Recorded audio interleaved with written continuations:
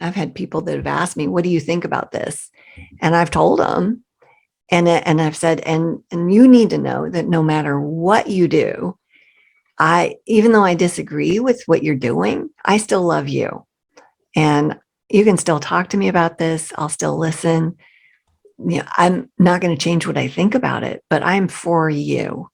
And I'm still praying for you around this particular thing. And they'll go off and they'll do what they want to do with it. And that's absolutely their choice. I'm not them. So how dare I try to control or write them off? That's the thing that bothers me too, is that people will just, okay, I'm done with you because we don't agree. No, Satan wins if we do that. That's right. I don't know what's part of somebody's journey. I'm not God. That's you right. know, I'm not going to lie about what I think, but I'm not going to say it in a way that judges them.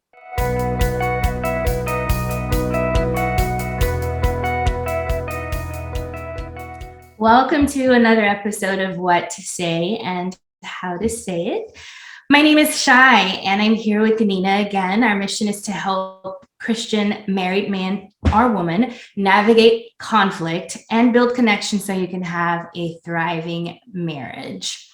Today, we are discussing what to say to overcome different mindsets. All right, so I know that we often assume the way we think others think. It's just a natural thing we do. But then we enter into a situation where we realize this other person thinks completely different than I do. And it can be overwhelming because the issue is bigger than you actually thought it was. I know that's happened to me. Nina, has that ever happened to you in your relationships? Oh, yeah. Relationships, business, parenting. Yeah, absolutely. They label that as miscommunication later, right? Or you find out through conflict. I thought you thought, and no, it just didn't happen. Yeah, absolutely. Common for all of us. You're right. It does show up in different relationships. Sometimes it's in the marriage, and that can be, how to parent. It could be financial, fundamental things that just show up. It could be at work. It could be at church.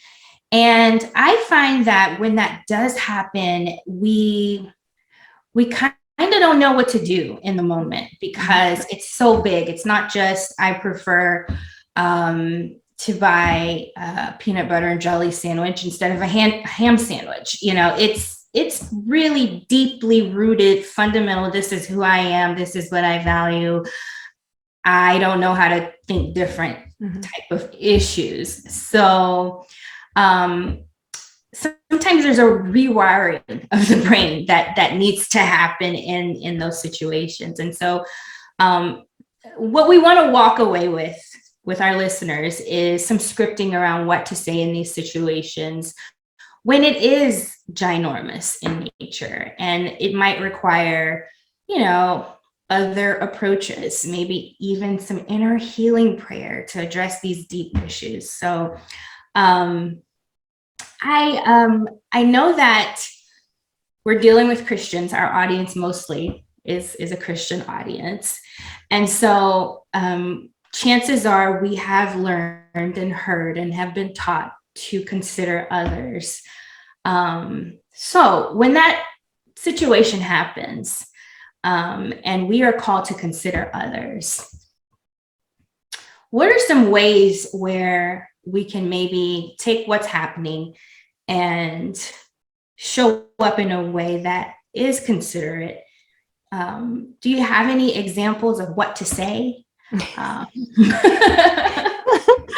I'm just going to confess this. When you start talking about how we consider others and we're supposed to, I heard this voice in my head, and I'm like, and it was pretty much, yeah, we consider them stupid, like, because they have a different opinion.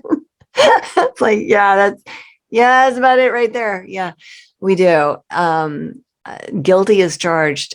We think less of other people. And that voice, like, I don't think that was my voice. I hope that wasn't my voice, but there are times when I think that, and that's what the enemy wants, is division. So what do we say? I fully understand what you're talking about when you were surprised. Like that is such a normal response. We're like, wait, what? And our brain goes kind of limbic, Yeah. and we're like, did I just actually hear that? Right. And Right. sometimes we don't even mentally examine, we just fire right back. Yeah. I've done that, and I think everybody has, and it's unfortunate because that's super not useful. um, and in terms of the what to say piece of it, the first thing we need to say is something to ourselves. And for me, that's like, whoa, slow down, stop, or even shut up, don't speak, you know. And if I can't do that, then I'm about to unleash the hounds of hell into the relationship when I'm surprised. I don't behave well when I'm surprised, and most people don't. We're acting in shock, which is a fight, flight, freeze, kind of lizard brain reaction that then escalates conflict. So let's pretend that we have that moment and we have enough awareness to keep ourselves from blowing things up, right? Right.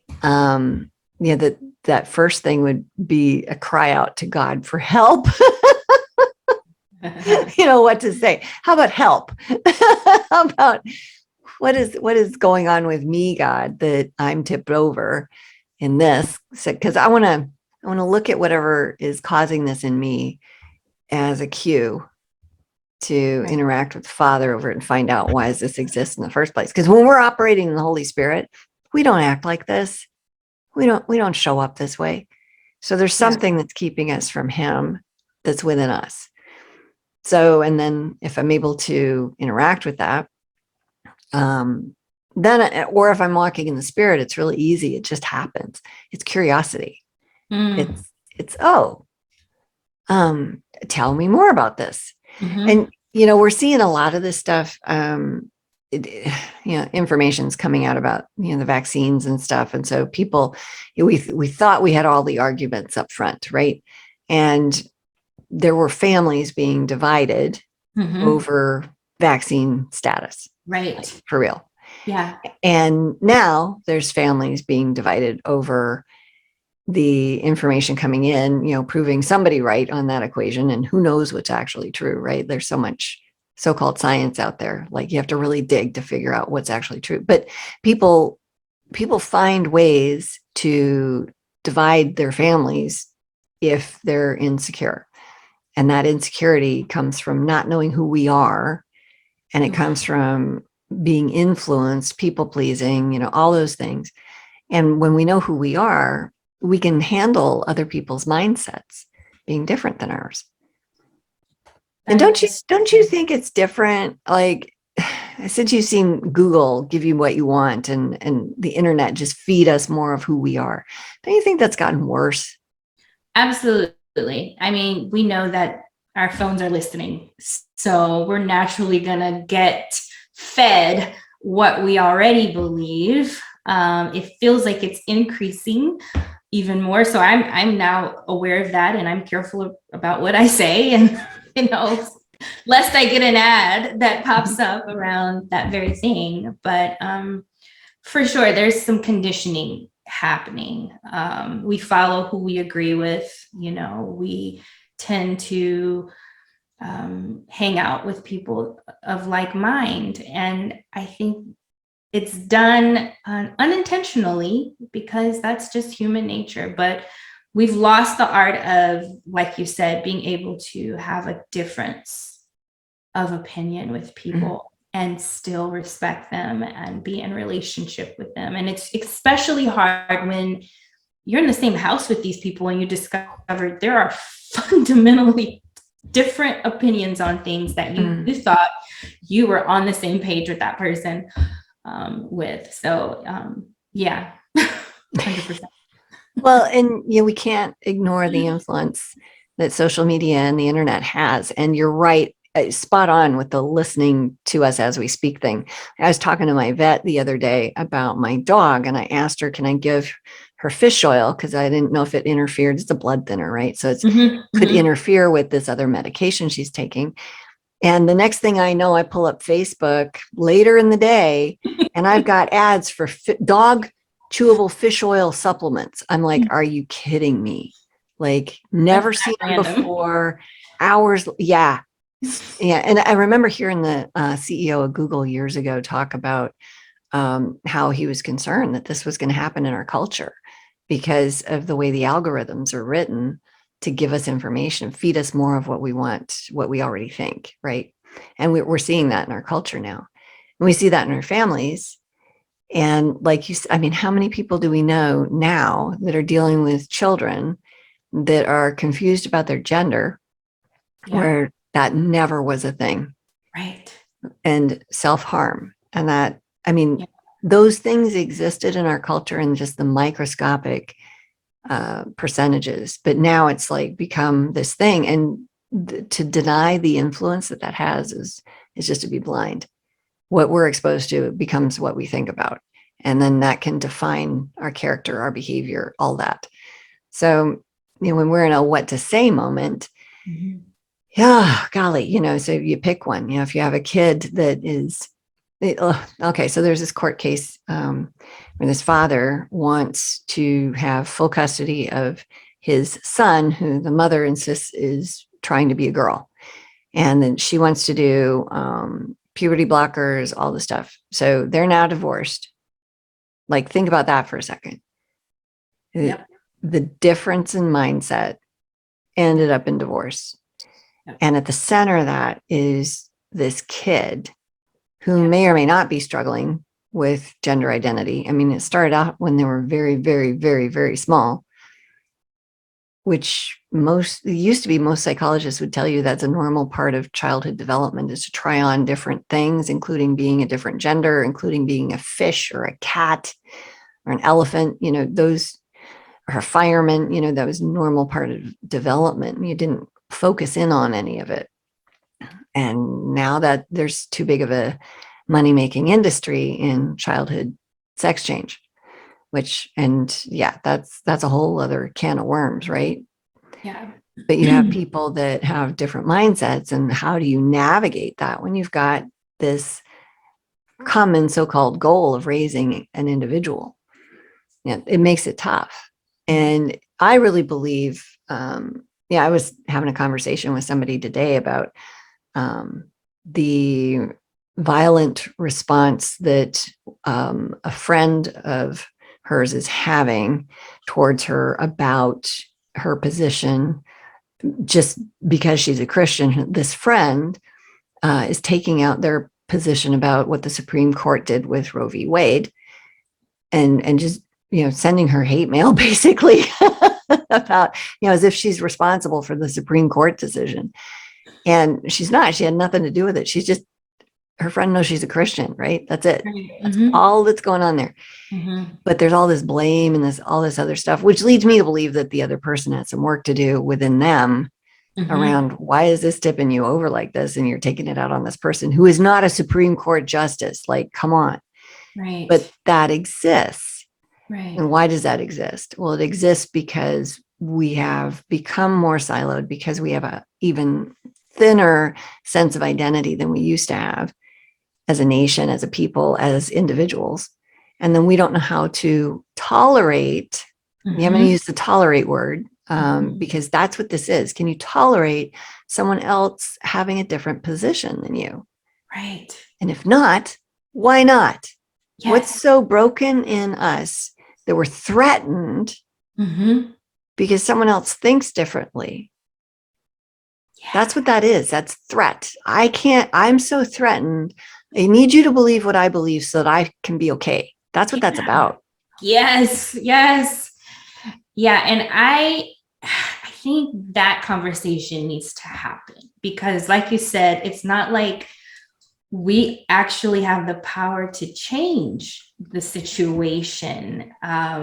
It's usually just thing that is in us that we're not getting out. We're not getting to express. We're not getting heard in a way that we feel is sufficient. And so we engage in these very harmful interactions to our relationships, which makes absolutely no sense because it's just a conversation.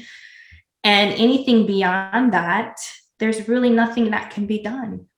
So you're right. It's almost like you're trying to solve the problem and you're spinning your wheels, and it's not going to get solved, Right. if if you think about it. So. I used to be like that, like a lot. I would feel threatened if somebody had a different thought than I did. And I was I'm not exposed to a lot of media. I've been very careful about how much of that stuff I put in my head every day. And I was a late adapter with scrolling and all that kind of stuff. I've always been very careful with it, but that was just part of my personality, as being kind of sensitive. That direction. And now, things just bounce off. And, I look at, well, what is that? What's happened? What kind of growth has occurred in me? And it's the same kind of thing we facilitate with, the couples in our marriage intensive and in our strength and dignity course for women. It's identity work. I've got tons of hours of listening and healing prayer where we dig into what is it that's tipped you over? Why are you upset about that person thinking differently? What's the pressure to please, them around, So it's that whole, I need you to believe what I believe so that I can be okay thing. Yeah, no, absolutely not. I can be okay when I know who I am and what I think about something. And that's separate from you. And I can be okay with you thinking what you think about that. And it's really interesting to watch people go through this process. We're about 7 weeks into one of our marriage intensive groups. And it's phenomenal to watch people who are both on this journey and doing the identity work. And what happens, it's just textbook. They start hearing God, and they start receiving identity from God. And they stop believing the lies, and they stop being influenced by needing their spouse's approval. They stop being so needy from their spouse. And so they put God on the throne where they had their spouse on the throne.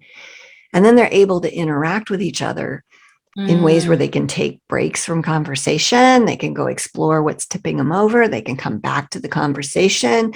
They can begin to do some problem solving. And, this early in, they're not great at it, but they're starting to get to the place where that's a possibility, a real possibility. And most people come in and want to solve the problem. You disagree with me, I disagree with you. So let's solve the problem. No, there's no way to get there when there's absolutely nothing in my heart that is going to be wanting you to have as big a win around this as I want for myself.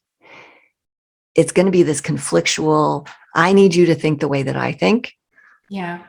Or, okay, I'm going to sell myself short. I'm going to compromise and I'm going to resent you later for it. That's usually how those things go.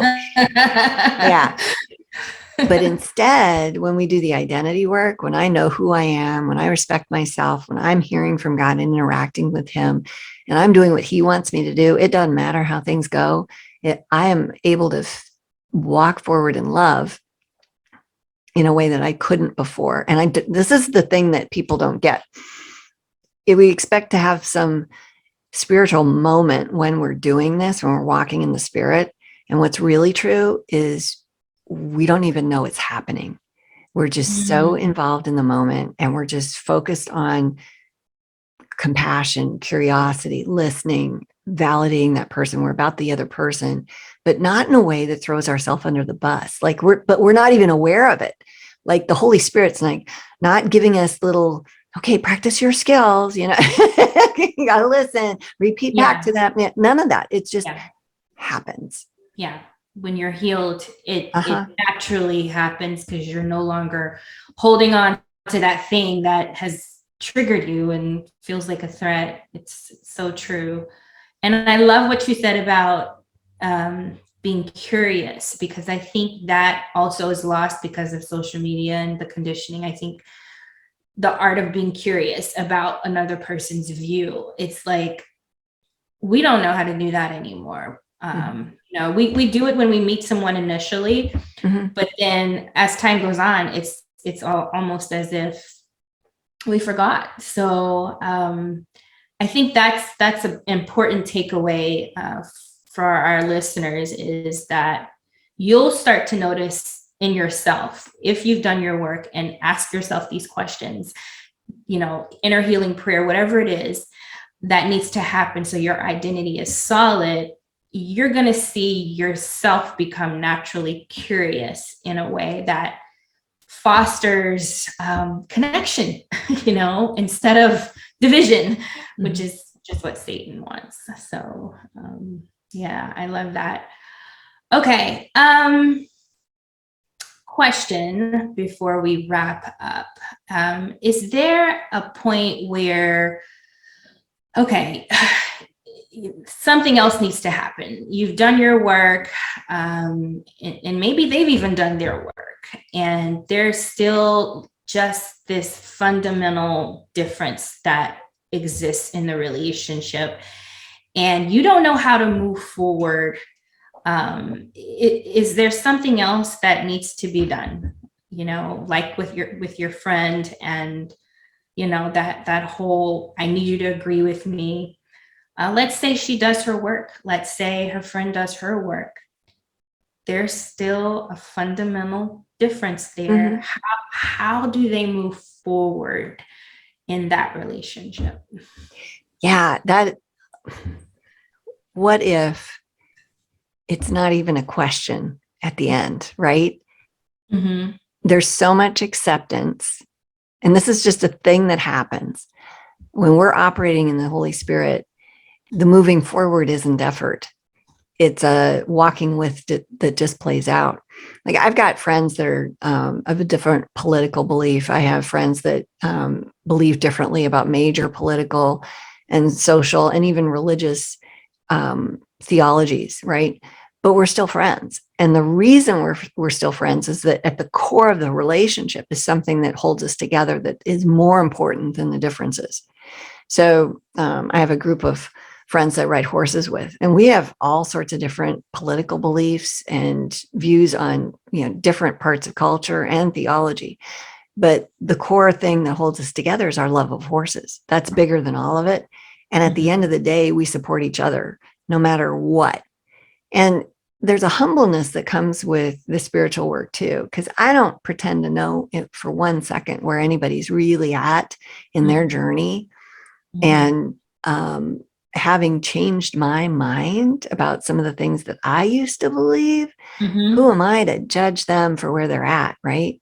So Mm-hmm. it's just wiser to let people live their own life and not try to control their behavior and be accepting of who they are.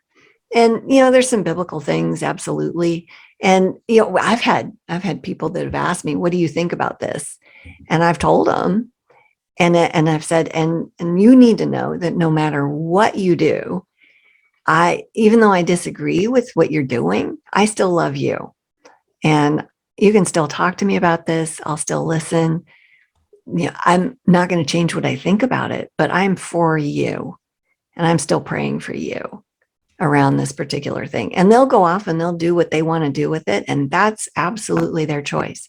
I'm not them. So how dare I try to control or write them off? That's the thing that bothers me too, is that people will just, okay, I'm done with you because we don't agree. No, Satan wins if we do that. That's right. I don't know what's part of somebody's journey. I'm not God. That's right. I'm not going to lie about what I think, but I'm not going to say it in a way that judges them. You Yeah. know, I will tell the truth. And people ask me, what do you think the Bible says about this thing I'm about to go do? And I'll tell them the truth, even when it's in disagreement. And I'll say it in a way that hopefully is winsome Mm-hmm. to them and would cause them to think differently. Um, but yeah, I'm not going to judge. Jesus didn't even do that. So, Yeah. Oh my goodness, that was so good. I love that you brought up the fact that we are evolving and that sometimes our mindset changes over time. Therefore, we should give the other person the opportunity to also evolve. And the what to say I took away from that is that no matter what you believe or I believe, it doesn't change the relationship. And I just think that is so comforting in Mm-hmm. those difficult moments where you cannot see eye to eye and it's looking like it won't ever happen. Mm-hmm. That saying that what to say in that moment can possibly open up. Interestingly enough, when there's acceptance and validation, sometimes that is the very thing that opens up a different mindset Mm-hmm. to change. So, well, this was great today. I took away several nuggets. I hope our listeners enjoyed the conversation. One thing we did not mention earlier is that we have a website with a free e-booklet. If you have time, check us out, greaterimpact.org. We have coaching, we have courses, we have lots of goodies available to you. And if you enjoyed today's conversation, check out our next episode on conflict. We think you will get more good nuggets. Thank you again, and we'll see you next time.